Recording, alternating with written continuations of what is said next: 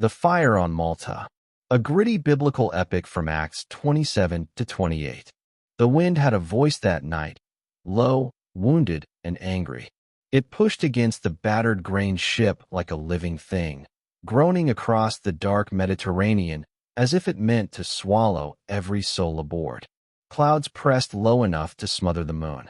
Waves crashed so violently that each one felt like the hand of a god demanding tribute.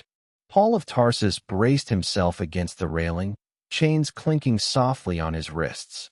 He was a prisoner, bound for Rome. Yet no fear clung to him. Only a deep, iron certainty that the God who had carried him across nations would not abandon him now. Behind him, sailors cursed as they hacked away rigging. Roman soldiers struggled to stay upright, armor scraping wood as the deck pitched like a drunken beast. Centurion Julius, a man hardened by years on dusty battlefields, gripped the mast with white-knuckled resolve. "This storm will kill us," he muttered. Paul turned, rain streaking his face. "Take heart, Julius. Not one life among us will be lost, only the ship. The God to whom I belong has told me so."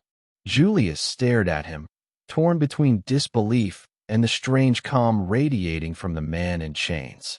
Another wave slammed the hull, forcing him to choose trust over reason.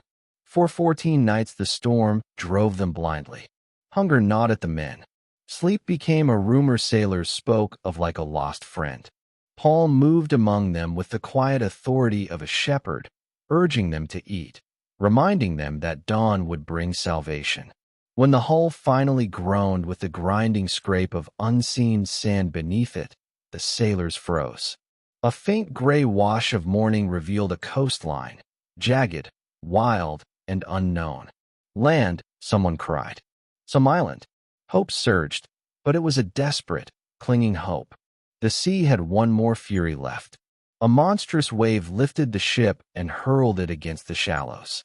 Timbers split with a scream. Water poured in. Soldiers shouted.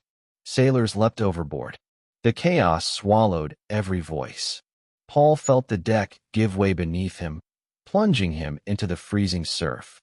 For a moment he was nothing but limbs and cold and churning black.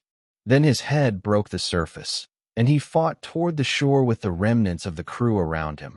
Planks, ropes, anything that floated. Feet finally struck sand.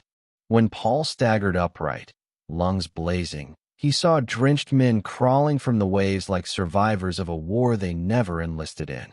The islanders, Malta's people, rushed from the trees, bringing firewood, blankets, and cries of welcome in a tongue foreign yet warm.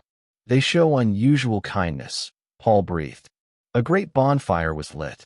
Flames rose against the gray sky, whipping in the wind as though battling the last shadow of the storm. Paul knelt beside the fire, gathering wet sticks. As he laid them on the flames, a viper, driven out by heat, lashed from the bundle and clamped its fangs into his arm. Gasps erupted.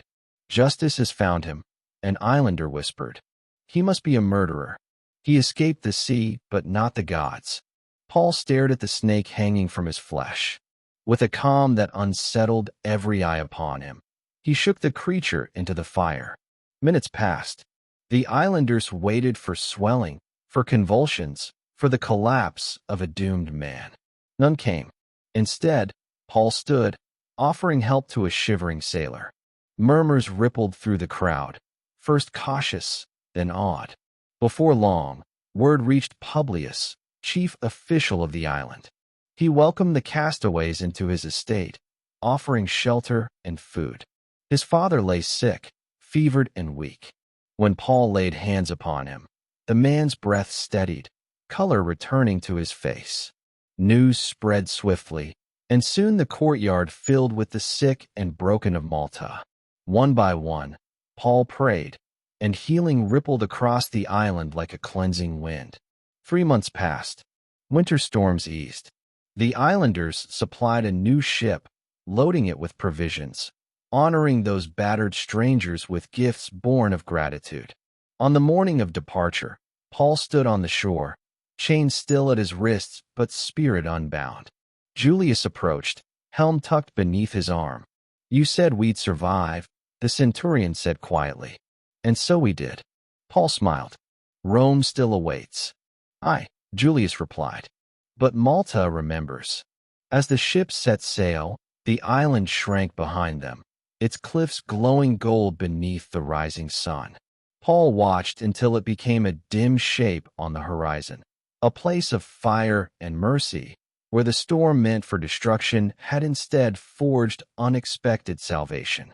For even the sea, in all its fury, could not drown what God had spoken. Historical note. Accurate. The story is grounded in Acts 27 to 28. Paul's voyage, the storm, the shipwreck on Malta, the islanders' kindness, the viper incident, and the healing of Publius's father. Roman travel practices, the storm season, and first-century Mediterranean conditions align with historical scholarship.